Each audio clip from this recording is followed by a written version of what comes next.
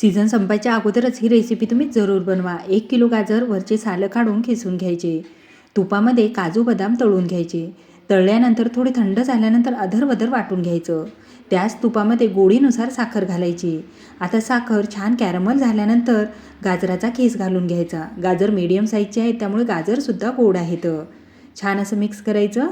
आता या ठिकाणी दुधाचा अजिबात वापर करायचा नाही। मिक्स झाल्यानंतर झाकण ठेवून 15 मिनिटं बारीक गॅसवर होऊ द्यायचं आहे। हे पहा छान असं झालेलं आहे। त्यानंतर यामध्ये अर्धी वाटी मिल्क पावडर टाकलं। जर घरात खवा असेल ना तर खवा वापरा। वाटलेले काजू बदाम वेलचीची पावडर टाकायची, मिक्स करायचं। त्यानंतर 1 चमचा खोबरा खीस टाकून घेतला। छान असं मिक्स करायचं। जोपर्यंत त्याचा गोळा तयार होत नाही, कढईला सोडत नाही ना, तोपर्यंत मिक्स करत राहायचं। कलरसुद्धा सुरेख आलेला आहे। तर या ठिकाणी झालेलं आहे।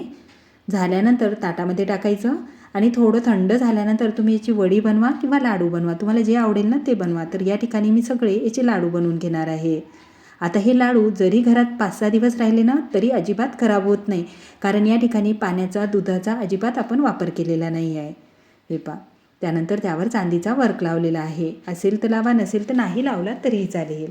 आता या ठिकाणी मस्त सुके गुलाबजामुन राहते की नाही तशा पद्धतीने दिसत आहेत। पण चवीला हे गाजराचे लाडू खरंच 1 नंबर झालेले आहेत। तुम्हीसुद्धा जरूर बनवा आणि कसे वाटले मला कमेंट्स करून जरूर सांगा। धन्यवाद।